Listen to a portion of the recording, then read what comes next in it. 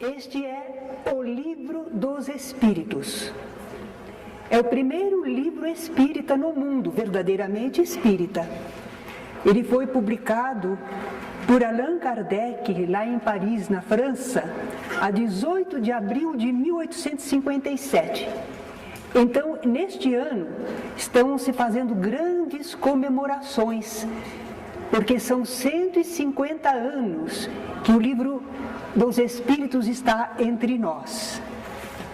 O que contém o Livro dos Espíritos?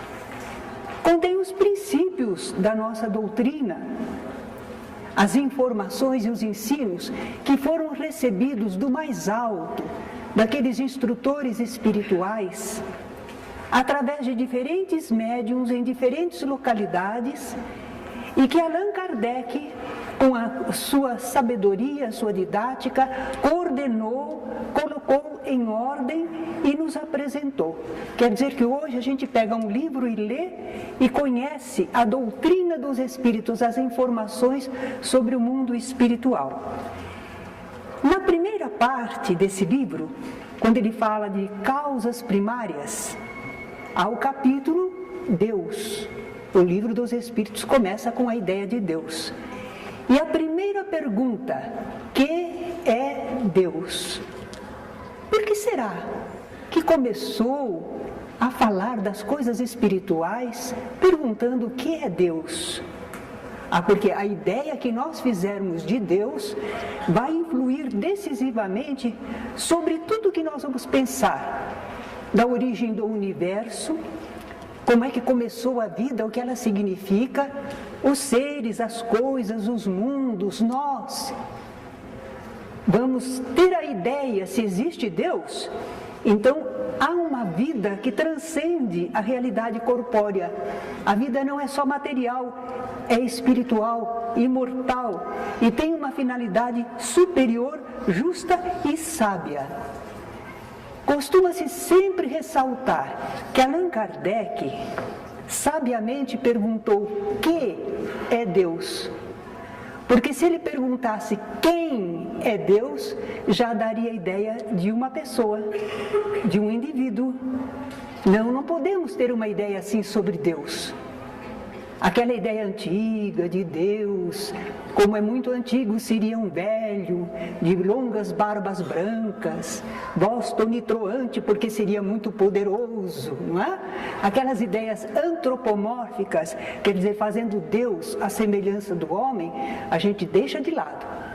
Os Espíritos do Senhor não nos falaram dessa maneira sobre Deus. Mas nós continuamos querendo saber o que é Deus. E alguns dizem, Deus é o infinito.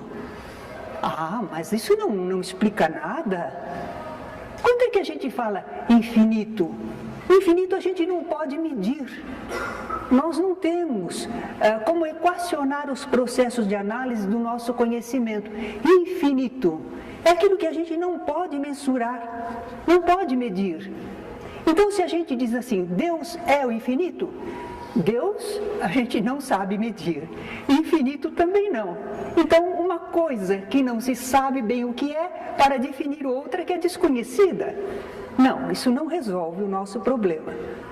Felizmente, a maioria das pessoas vai nos dizer que Deus é o Criador do universo, de tudo que existe.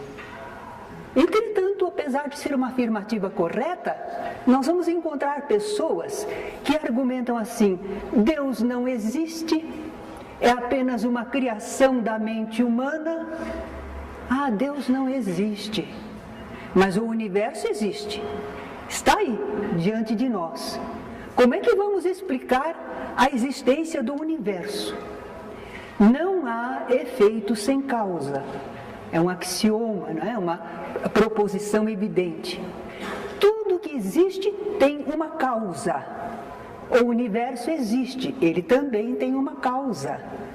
E a essa causa do universo, causa universal, é que nós chamamos de Deus.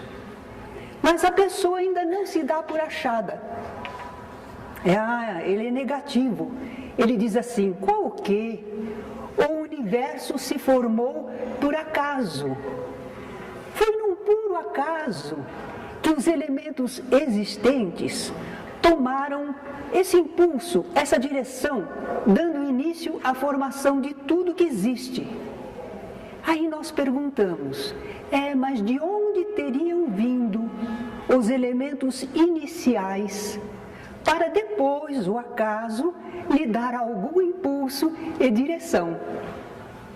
O acaso deu direção, mas deu direção a alguma coisa? Já existia? De onde surgiu isso?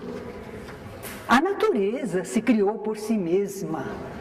Ainda aqueles que negam a existência de Deus nos dizem que essas obras que se diz da natureza são produzidas por forças materiais. E essas forças atuam mecanicamente. Olha a lei de atração e de repulsão. As moléculas dos corpos inertes, elas se agregam e desagregam sob o império dessas leis. E os astros no espaço? Eles atendem à atração molecular.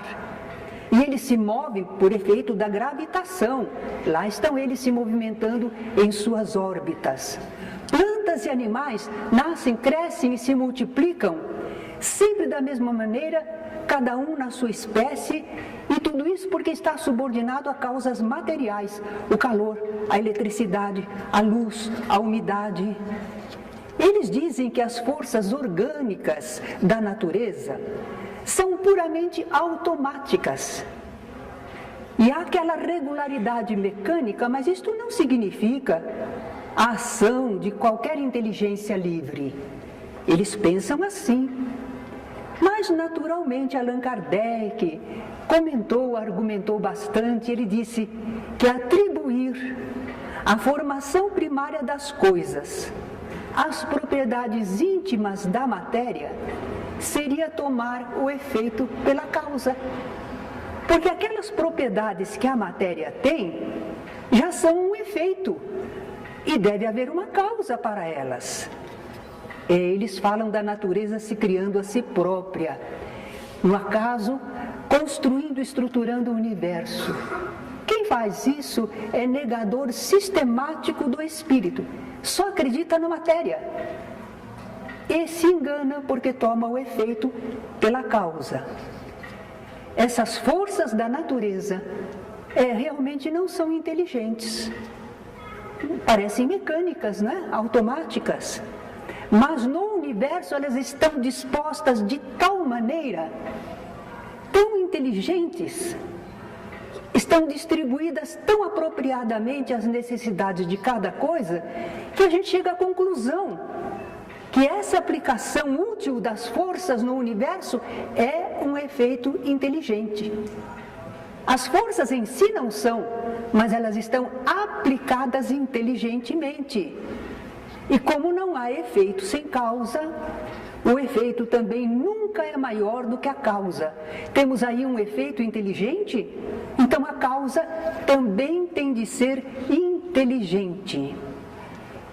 Voltaire, pensador, poeta e prosador francês, dizia de um modo muito jocoso, irônico: o mundo me intriga e não posso imaginar que este relógio exista e não haja relojoeiro.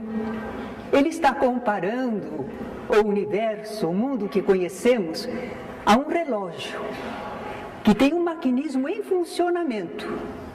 Mas esse relógio está atestando a existência de uma inteligência. Se existe um relógio é porque alguém, um ser humano inteligente, foi capaz de conceber aquele mecanismo, construí-lo, montá-lo e colocá-lo em funcionamento. O universo pode ser comparado a um imenso relógio. E esse portentoso maquinismo universal é um efeito. É como o relógio, já é consequência, é um efeito. E nós percebemos que nesse relógio do universo, tudo demonstra uma organização inteligente. Tudo está previsto, providenciado para o surgimento e a manutenção de coisas e seres em perfeita harmonia e sob a regência de leis perfeitas e imutáveis. Agora, vamos explicar isso pela própria natureza, que é material? Pelo acaso, que não é inteligente? Natureza e acaso não sabem pensar, não podem planejar. Como é que eles poderiam ter dado origem ao admirável, imenso, formidável maquinismo universal? Benjamin Franklin foi um estadista norte-americano, mas ele também era de profissão tipógrafo. Então ele usou uma comparação relacionada à profissão dele para falar sobre Deus.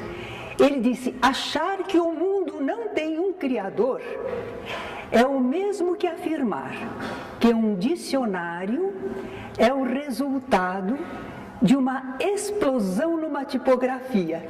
Já imaginaram? Todos aqueles tipos lá, não é? Que dependem da composição inteligente. Não, houve uma explosão e caiu tudo direitinho, formando um dicionário.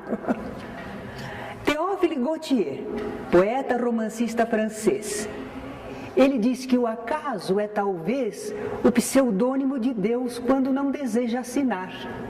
Deus não quer aparecer. Então, nós temos a impressão de que foi um acaso, mas ainda aí há uma lei divina. Kardec comenta exatamente isso, que quando a gente lança o olhar em torno de nós, quando lançamos o olhar em torno de nós sobre as obras da natureza, nós vamos notando a previdência, a sabedoria, a harmonia que presidem a essas obras. E aí nós reconhecemos que cada uma dessas obras, e todas elas, as obras da natureza, ultrapassam os limites da mais portentosa inteligência do ser humano. O homem mais inteligente do mundo, quem será na atualidade? Alguns acham que o Stephen Hawking, né? Ele é extraordinário. Pode haver outros, mas este homem muito, muito inteligente, com a sua presença, com a sua inteligência, ele está atestando um criador dele inteligente, porque ele não se criou, ele não se fez a si mesmo. Que inteligência, a inteligência divina, é superior a qualquer outra que conheçamos. O ser humano está no ápice da inteligência na Terra, mas ele mesmo é uma criatura, um efeito do Criador. E além disso, o ser humano não tem a capacidade de Deus, porque ele não é capaz de criar. Ele trabalha sobre o que existe, sobre a criação divina. Isso ele pode manipular, entender, combinar, mas ele não pode criar. A propósito, dizem que, uma pequena anedota, não é? Diz que um homem disputava com Deus, que ele também era capaz de criar. E Deus falou: muito bem, vamos lá. Vamos a um desafio entre nós. Vamos criar. E aí o homem pegou um pouco de barro e começou a trabalhar com barro. Deus disse: não, cria a sua própria matéria. Trabalhar em cima da matéria de Deus, do que ele já criou, não é? Não. Crie como Deus, não é? O homem não pode fazer isso. Quem é Deus? Kardec perguntou. E os instrutores espirituais responderam: é a inteligência suprema, causa primária de todas as coisas. É uma definição singela, simples, mas realmente ela é muito profunda. É resumidinha, sucinta, mas por enquanto, o que nós podemos falar sobre Deus no nosso estágio de evolução? Nós não compreendemos todas as coisas, não alcançamos todas as coisas, mas isso nós já podemos entender, que há uma inteligência suprema, que é a causa primeira de tudo quanto existe. Foi maravilhosa a resposta dos espíritos, não é? Não perderam muito tempo, falaram o essencial e verdadeiro. E se a gente pudesse ver Deus? Não seria bom? Quanta discussão! Vamos ver Deus. Será que a gente pode? Segundo a Bíblia, no Velho Testamento, é perigoso ver Deus. Há uma passagem que Jacó, que foi chamado Israel, daí vem o nome israelita, não é? aquele que lutou com um anjo na travessia do riacho Jaboque, quando ele foi vencido pelo anjo, mas ele tomou aquele nome admirável de batalhador, que não se dá por vencido, Israel, não é? Então, quando terminou aquele fenômeno, o anjo se revelou, afastou-se depois. Então Jacó chamou aquele lugar Fanuel, significa presença de Deus, porque ele pensou assim: vi Deus face a face e a minha vida foi salva. Quer dizer que quando a gente vê Deus, a gente morre, é perigoso. Moisés também recebeu a instrução espiritual, e eles achavam que era Deus falando, né? Eram espíritos, mas não me poderás ver a face, porquanto nenhum homem verá a minha face e viverá. Tu me verás pelas costas, mas a minha face não se verá. Que coisa, não é? É perigoso ver Deus, a gente corre risco de vida. Por que isso? São aquelas ideias místicas antigas, desconhecido. Como pensar em Deus, que a gente vai poder ver Deus? O pessoal comum não podia nem olhar o imperador, não podia olhar o rei. Abaixa esses olhos aí, não olha para o rei não, ele te manda matar. Então aquelas ideias antigas do poder de Deus fazia com que as pessoas tivessem medo de serem destruídos. Entretanto, também ainda no Velho Testamento, mas no livro Êxodo, nós lemos que falava o Senhor a Moisés face a face, como qualquer fala a seu amigo. Ué, diz que não podia olhar? A minha face não se verá? Agora está dizendo que Moisés fala com Deus face a face, como qualquer fala com seu amigo. E agora? Nós não estamos entendendo, não é? E o que diz o Novo Testamento? Porque o Velho Testamento é a parte anterior a Jesus, lá na Bíblia. E o Novo Testamento é quando começa a história de Jesus. E nós somos seguidores de Jesus. Que será? Será que lá diz que a gente pode ver a Deus? João Evangelista, no seu Evangelho, Deus nunca foi visto por ninguém. E tem gente que diz que viu Deus, né? Mas olha, João Evangelista diz que Deus nunca foi visto por ninguém. Na primeira carta dele, ele também afirma de novo: ninguém jamais viu a Deus. O apóstolo Paulo também diz: aquele que habita na luz inacessível, a quem nenhum dos homens viu nem pode ver. Olha, eles estão dizendo que nós não podemos ver Deus. Mas por que será? Por que nós não podemos ver Deus? Porque Deus é Espírito. Foi Jesus que falou à mulher samaritana à beira do poço de Jacó. Deus é Espírito. Como é que nós queremos ver Deus com os olhos que esta terra há de comer? Não é? Com sentido físico, material, nós queremos ver o que é espiritual? Não, não vai dar. Não podemos ver Deus com os olhos do corpo. Ora, mas tem gente que vê espírito? Tem muita gente que vê espírito por aí. Conversa com eles. Não vê o espírito, que é o eu inteligente. Eles veem o corpo espiritual, fluídico, com o qual o espírito se apresenta. Vocês estão olhando para mim, vocês não veem eu, espírito, Terezinha. Vocês veem o corpo através do qual eu me manifesto. Assim também as pessoas veem os espíritos. Eles veem os corpos espirituais através do qual eles se manifestam, não é? Foi assim que Jacó viu a Deus, aquele mensageiro, aquele anjo que apareceu para ele, que ele achava que era em nome de Deus, não é? Então ele viu o corpo perispiritual daquele mensageiro. Mas Deus não tem corpo como suas criaturas, nem mesmo um corpo fluídico, porque ainda seria substância. E Deus é só espírito, por isso ele não pode ser visto pelos olhos físicos. Ah, que peninha, né? E agora? Deus pode não ser visível para nós, mas Ele não nos é totalmente desconhecido. Ele não se mostra aos olhos do corpo, mas só nós temos o sentido da visão ou temos outros? Nós temos outros sentidos. E aqui há uma pequena história contada pelo professor José Jorge, de saudosa memória, grande professor lá do Rio de Janeiro. Ele disse que um menino estava difícil na classe, que a professora tentava explicar para ele sobre Deus, mas ele dizia: eu só creio no que vejo. Então, se a senhora me mostrar Deus, se eu ver Deus, eu então vou acreditar. Mas não tinha jeito, até que a professora teve uma ideia. Ela pegou 2 copos, num deles ela pôs açúcar, mas ela coou bem, várias vezes, aquela mistura de água com açúcar. No outro copo era só água.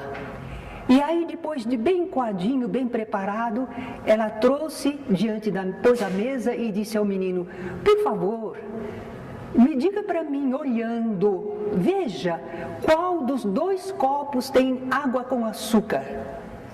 O menino olhou, chegou bem perto, mas não conseguia ver nenhum cristalzinho do açúcar. Estava muito bem coado, filtrado. E disse: bom, assim não está dando para ver, pode pegar. Ele pegou o copo, olhou por baixo, né? Disse: quem sabe ficou algum resíduo, que nada, não conseguia. Aí a professora ainda facilitou para ele: olhe, se você quiser, pode provar. Aí o menino provou, um não tinha nada, mas no outro tinha o açúcar. Ele disse: é este tem açúcar. Ora, como é que você ficou sabendo? Eu senti. Aí a professora concluiu: pois é, Deus é assim, a gente não vê, a gente sente. Aqui, nesse propósito de sentir a Deus, uma poesia muito interessante, Deus e o Homem. Este material que eu vou citar agora, eu tenho algumas cópias ali depois para quem quiser. O homem sussurrou: Deus, fale comigo. E um passarinho cantou, mas o homem não ouviu. Então o homem repetiu: Deus, fale comigo. E um trovão ecoou nos céus, mas o homem não entendeu. O homem olhou em volta e disse: Deus, deixe-me ver o Senhor. E uma estrela brilhante apareceu no céu, mas o homem não a notou. O homem pediu: Deus, mostre-me um milagre. E uma criança nasceu, mas o homem não sentiu o pulsar da vida.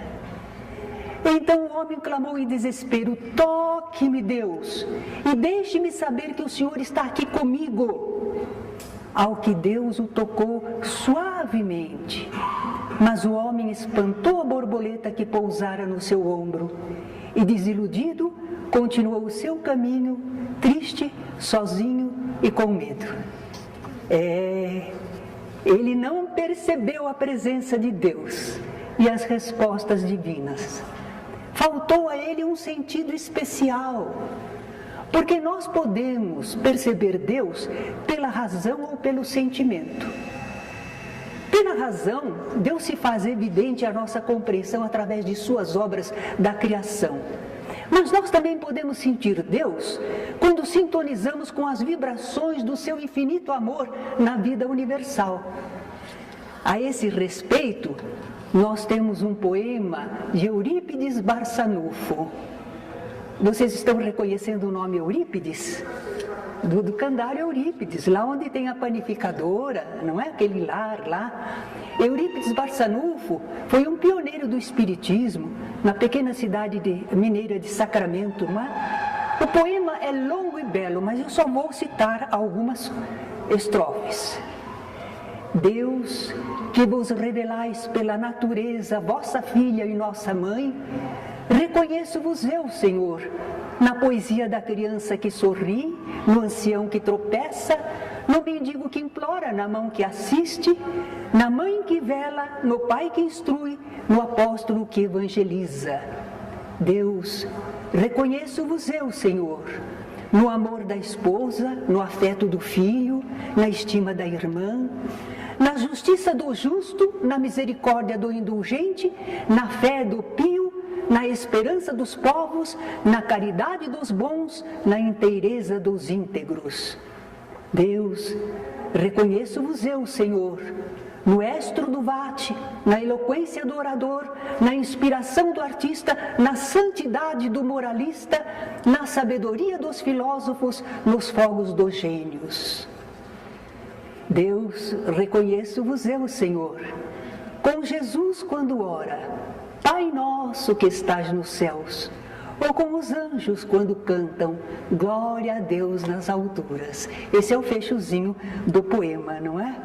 É lindíssimo. Eurípides Barçanufo foi uma grande criatura, um grande cristão e deixou páginas muito lindas.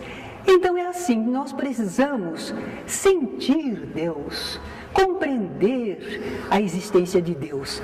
E aí nós temos na música popular, Gilberto Gil.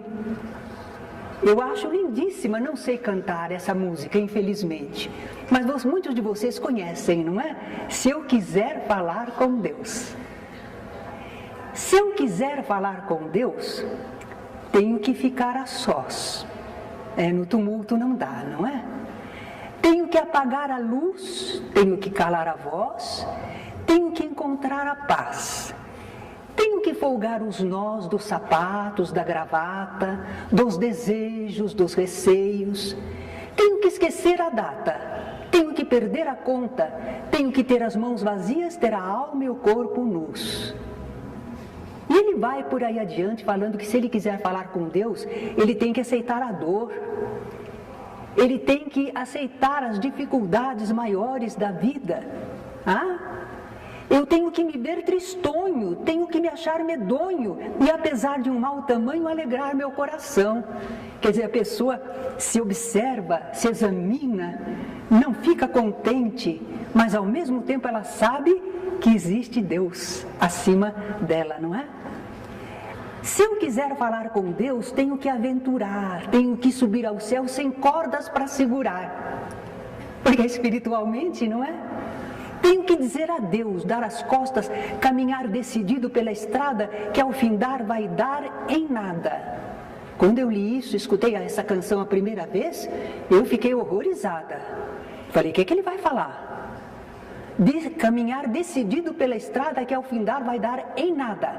Nada, nada, nada, nada. Nada, nada, nada, nada. Nada, nada, nada, nada do que eu pensava encontrar. Porque o que é espiritual é outra coisa, fora do nosso conhecimento comum, não é? Mas, se por enquanto é assim, quanto mais desenvolvermos o intelecto e a sensibilidade espiritual, mais nós veremos a Deus, esse veremos entre aspas, né? Quer dizer, mais nós entenderemos e sentiremos sua divina presença e ação em tudo que existe e acontece. E aí a gente lembra de Jesus. Bem-aventurados os puros de coração, porque verão a Deus. Quem tem a pureza de coração, né, é capaz de perceber, de sentir no plano espiritual. Sabem que aqueles espíritos altamente evoluídos, que muitos costumam chamar de anjos, mas são espíritos como nós, só que desenvolveram e chegaram a essa elevação, eles já conseguem ver Deus de um modo mais completo e mais perfeito do que nós. E eles podem nos contar alguma coisa, fazer revelações a respeito do nosso Criador. Eles podem. Mas eles só fazem isso dentro daquilo que nós já podemos entender e sentir. Se não é prematuro, se perde. Enquanto não temos condições para assimilar, para entender, perder a conversa, perder a ideia, não adianta. Por isso é que nós temos que evoluir para conseguirmos receber as informações mais avançadas. Moisés achava que via Deus, Sim, porque ele presenciava o esplendor das manifestações dos bons espíritos que lhe falavam em nome do Altíssimo. Ele pôde observar fenômenos luminosos que esses espíritos produziam. E ele chegou a sentir-se envolvido naquelas sublimes vibrações que os espíritos emitiam. E a mensagem que eles passavam era tão sublime, tão superior, que para Moisés era ver Deus face a face. Mas um apóstolo de Jesus, Filipe, não sabia ver assim como Moisés, não sabia ver. Quando Jesus estava quase no final do seu ministério, ele estava dialogando com os discípulos, dando as últimas instruções, falou muito Jesus. E de repente Filipe interrompeu: mostra-nos o Pai, e isso nos basta. Quer dizer, está falando tanto aí, mostra Deus para nós. Jesus respondeu: estou há tanto tempo convosco, e não me tendes conhecido, Filipe? Quem me vê a mim, vê o Pai. E como dizes tu, mostra-nos o Pai? Crede-me que estou no Pai e o Pai em mim. Crede-me ao menos por causa das obras que faço. Jesus está dizendo que ele é Deus? Não. É que Jesus era a mais alta expressão de espiritualidade. Estava ali convivendo com os apóstolos durante cerca de 3 anos, ensinando coisas maravilhosas, produzindo fenômenos. E Filipe ainda não tinha entendido sobre Deus. Ele não conseguia ver Deus naquela expressão admirável da obra divina que era Jesus. O Filho, não é? Aquele Espírito sublime. Não, mas Filipe não tinha olhos de ver mesmo. Bom, eu acho que aceitamos a premissa de que Deus existe. Então, com toda a humildade e respeito, nós podemos começar a raciocinar em torno do nosso Criador. Nós temos esse direito, Deus nos deu a inteligência para isso, para procurar entender, não é? Nós queremos conhecer um pouco mais da natureza de Deus. Nós queremos fazer ao menos uma ideia de alguns dos seus atributos, daquilo que é próprio ao ser divino. E Kardec nos dá uma orientação, como é que a gente vai fazer? Vendo o que ele, Deus, absolutamente não pode deixar de ser, sem deixar de ser Deus, deduziremos o que ele deve ser. Para ser Deus tem que ter esta qualidade, este atributo. É assim que a gente vai conhecer um pouquinho mais sobre Deus. Então vamos lá. Deus é eterno. Não teve começo e não terá fim. Por que nós temos que aceitar falar assim sobre Deus? Porque se Deus tivesse tido um princípio, de onde que ele se originou? Do nada? De um outro ser? E se ele tivesse fim, o que é que haveria depois dele? Então, para começo de conversa, nós temos que aceitar que Deus é eterno. Nós não somos eternos, embora seja costume falar, a nossa vida eterna, nossa vida imortal. Mas vida eterna só de Deus. Porque ele não teve começo e não terá fim. Nós tivemos um começo, fomos criados por Deus. Só não vamos ter fim, somos imortais, né? Deus é imutável, ele não muda, não se modifica. Então essas ideias de que a gente vai mudar a vontade de Deus, oh meu Deus, muda aí as tuas leis para fazer isso para mim, não dá. Deus é imutável, ele não muda, não se modifica, porque ele é teimoso, é turrão. Não, é a perfeição, não tem o que mudar, é a perfeição. Se Deus estivesse sujeito a mudanças, as suas leis que regem o universo não teriam estabilidade. Já imaginaram o caos, a desordem, a confusão? Não, está tudo no lugar, firme, estável. Esteve, está e estará. Deus é imaterial, não pode ser matéria, Deus. Por isso Jesus tem razão quando ele disse que Deus é espírito. Se fosse matéria, seria mutável, sujeito a transformações, como a matéria é. Mas a natureza de Deus é diferente. É diferente de tudo que conhecemos como matéria. E é por isso que ele não tem uma forma perceptível aos nossos olhos, nem podemos formar dele uma ideia material. Deus é único, é um só. Antigamente, a mitologia falava de muitos deuses, né? Os gregos, os romanos, eles falavam de muitos deuses, os egípcios também. Mas não, Deus é um só. Por isso, com os israelitas, nós vamos encontrar a ideia de um Deus único, não é? Já era um avanço no conhecimento. É único, não há outro como ele. Se houvesse outros deuses, não haveria unidade de objetivos, nem de poder, nem de ordenação de tudo no universo. Por isso que eles mostravam os deuses brigando, não é? Os deuses disputando entre si. Não, Deus é um só, é único. Ele é onipotente, ele pode tudo. Ai, que coisa admirável. Ora, mas é claro, foi ele que fez tudo. Como é que ele não pode tudo? Tudo que ele fez, ele sabe como funciona, o que fazer, como impulsionar. Ele criou, né? Ele é soberanamente justo e bom. Não creio muito não. Olha o mundo aí tão cheio de problemas, de injustiças. Isso é a criação do homem. São as nossas experiências que Deus deixa acontecer. Mas Deus é soberanamente justo e bom. Quando a gente olha a natureza, quando a gente olha a situação universal, sem essa interferência ignorante da criatura humana, a gente percebe a sabedoria, a bondade, a justiça, a providência divina. Deus tem uma solicitude com as suas criaturas, em toda a criação, pode ser as mais pequeninas coisas ou as maiores. Vamos exemplificar assim. Um elefante, ele tem a manada, não é? Ele não é sozinho, ele tem companheiros. Ele pode se unir, pode procriar. Ele tem um bando, tem a manada. Ele não é sozinho, não. Tem lugar para ele. Bom, os homens estão tirando um pouco o lugar deles. Mas que Deus estabeleceu lugar para ele, condições para viver, sim. Sim, Deus pensou nele.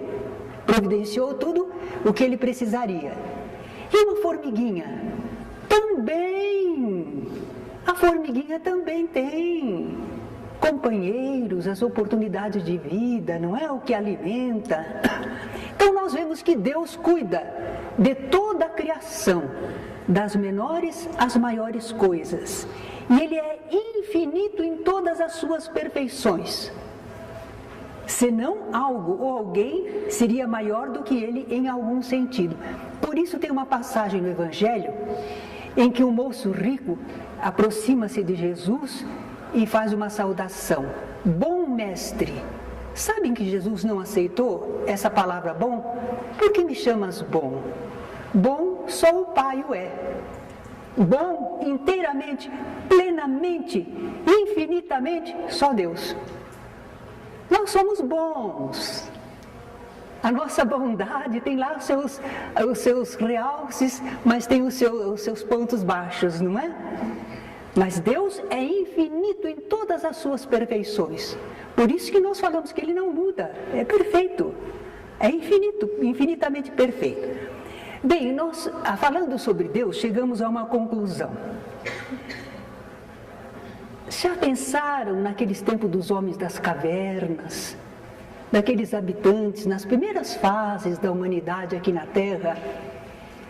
Como é que o homem podia pensar sobre Deus? Difícil, não é? Ele ainda não estava desenvolvido intelectualmente. Acho que ele ficava olhando as estrelas, que seria aquilo, não é? Ficava intrigado que o sol aparecia e desaparecia. Aqui havia certas ocasiões de chuvas e ocasiões de seca.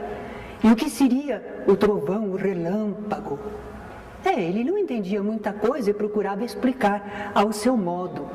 Então, quando ele começou a ter ideia de que havia um poder maior, ele fez representações antropomórficas. Ele imaginou que esse poder do lado de lá pareceria com ele. Fez mais ou menos de acordo com como é que ele era, uma forma humana, não é? E até confundiu às vezes o Criador, colocando no Criador aquelas imperfeições comuns às criaturas. Então é um Deus caprichoso, que olha lá, se você não falar direito com Deus, ele te castiga. Ele é invejoso, tinha inveja de outros. Então todos aqueles defeitinhos humanos, quer mandar mais, quer que todos obedeçam. Então a criatura humana criou Deus assim. As ideias antigas sobre Deus, com exceção dos grandes filósofos, não é? Que eram homens avançados para o seu tempo, mas a grande maioria da humanidade fez ideias de Deus antropomórficas e de um Deus muito imperfeito, muito humano, quer dizer, de acordo com as imperfeições humanas. Ainda hoje, infelizmente, nós vemos ideias sobre Deus assim, não é? Um Deus que barganha. Você dá para Deus tantos reais e Ele, como é rico, fica obrigado a te dar muito mais, porque Ele é rico. Eles fazem Deus como se fosse um rei, um imperador, um grande empresário, não é? Ainda tem uma ideia muito humana de Deus. Mas, devagarinho, nós iremos progredindo. Vamos desenvolvendo o intelecto, o senso moral, nosso pensamento já penetra melhor no âmago das coisas, as informações espirituais, através da doutrina espírita que esses espíritos bons nos trouxeram, são admiráveis, são avançadas realmente, dignas do Criador. E aí a gente começa a fazer uma ideia mais justa da divindade. Uma ideia mais conforme a sã razão. É verdade que ainda vai ser incompleta. Nós não temos a pretensão de mostrar para nós todos uma ideia perfeita e acabada sobre Deus. Não. Nós estamos tateando em torno da realidade divina, não é? Então, por ora, ainda nos é muito difícil falar sobre Deus. Mas importa que a gente sinta Deus como um Pai, Criador, justo e bom. Não foi o que Jesus falou? Não é? Jesus várias vezes falou sobre Deus. E Ele diz, Pai Nosso. Faz a gente entender Deus como um Pai. E Ele mostrou como Deus é justo e bom. Porque Ele faz que o seu sol se levante sobre bons e maus, e a chuva desça sobre justos e injustos. Deus não escolhe para beneficiar. Deus ama a todos e ajuda a todos. Depende da criatura aproveitar o que Deus envia, não é? Mas Deus não escolhe, Ele ama sempre, é inalteravelmente justo e bom. Esse conhecimento que já temos de Deus pode não ser perfeito, mas como nos auxilia nos nossos momentos de lutas, de tristezas, de dificuldades. Olha, se a gente não tem fé em Deus e conhece um pouco da vida espiritual, ver um ente querido partir, como na atualidade aquela família que viu o menininho de 6 anos ser arrastado, não é? Morto, terrivelmente, dramaticamente. Por que aquilo aconteceu? Se a gente não tiver uma fé em Deus e um certo conhecimento dos porquês e paraquês da vida espiritual, nós vamos ficar descrentes. Se existisse Deus, não deixaria isso acontecer, não é? Nós partimos logo para um campo errado, porque nós não sabemos todos os porquês e paraquês da vida. Deus sabe. Ele ama mais e melhor do que nós. E aquele menininho é filho dele. Nós pensamos que o amamos mais? De modo nenhum, não é? Mas quando nós temos um certo conhecimento da vida espiritual, e graças à doutrina espírita a gente avança um pouquinho, então nós encontramos mais condições para suportar as dificuldades da vida, para superar, resolver muitos problemas, aguardar com paciência, não é? Nós já cremos em Deus, mas falta aprendermos com Jesus como adorar a Deus. Jesus disse que Deus é Espírito e que nós devemos adorá-lo. O que é adorar a Deus? É ficar reverenciando. Em Espiritismo, então, não temos nem altar, nem imagem. Como é que nós vamos adorar a Deus? Adorar a Deus é fazer a vontade dEle, cumprir as suas leis. O que é que Deus quer? Qual é a vontade de Deus? Isso eu faço. Nisso eu demonstro minha adoração a Deus. Cumpro as suas leis. A verdadeira adoração a Deus se faz em espírito. Quando a gente exercita o nosso eu espiritual. Quando a gente pensa, sente, quer alguma coisa, de acordo com a lei de Deus, nós estamos adorando a Deus em espírito.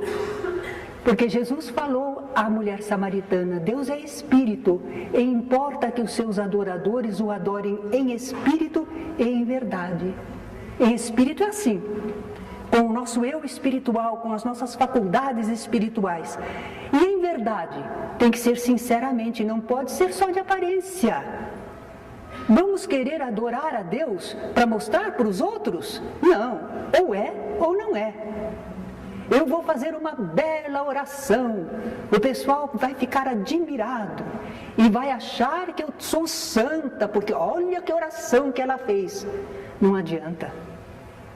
Se eu só usar palavras e só exterioridade, se eu não sentir, não vibrar, não viver, não valeu. Porque não acionou as leis divinas. Deus não se engana. As leis divinas só funcionam diante da sinceridade, pensamento, vontade e amor, sinceridade. Não é aparência, não. Adoração a Deus não é de aparência. É alguma coisa que se vive inteiramente, não é? É assim que, à luz da doutrina espírita, nós estamos conhecendo um pouquinho mais do nosso Pai, do nosso Criador, de Deus. E devagarinho vamos nos aproximando dele. Teremos algumas aulas ainda mais que vai falar de amor a Deus e ao próximo, porque falta falar, não é? Alguma coisa, mas nós iremos apresentando com o tempo. Agradeço a vocês e convido para cantarmos uma cançãozinha que me foi inspirada, tem até no meu CD, né, na Luz da Inspiração.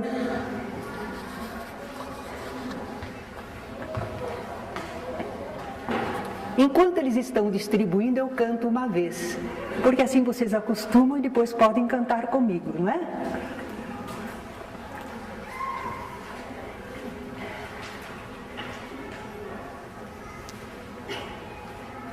Deus sabe todas as coisas, sabe o que sofres também.